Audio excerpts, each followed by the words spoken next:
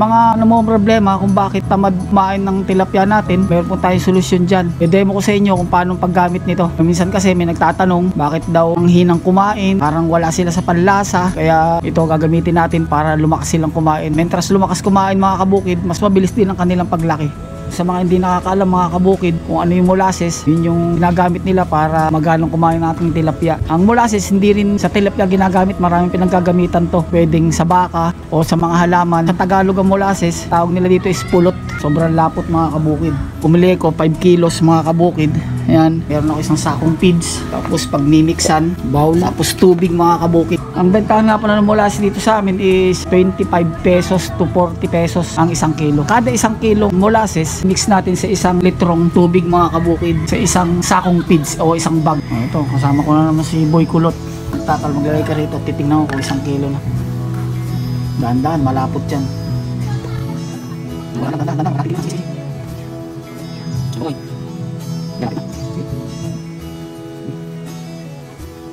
Malalaman nyo ang peke ng molasses kapag malabnaw siya. Kailangan ng molasses malapot. Lasa nito is mamait-mait na matamis. Titikman natin. Ayun, lasang sobrang kape, parang ganun. So pag-haluin natin sa mga kabukid,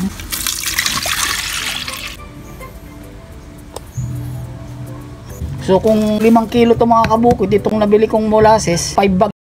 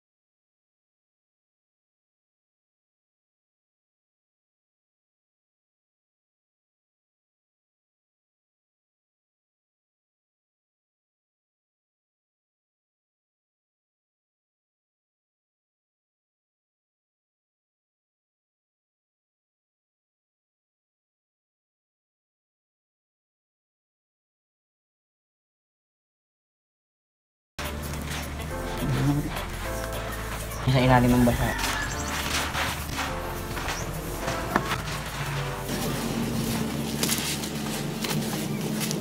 Brownies na yung ibang butil. Ibig sabihin may mga molasses na. Yung iba naman hindi pa tinatamaan, so kailangan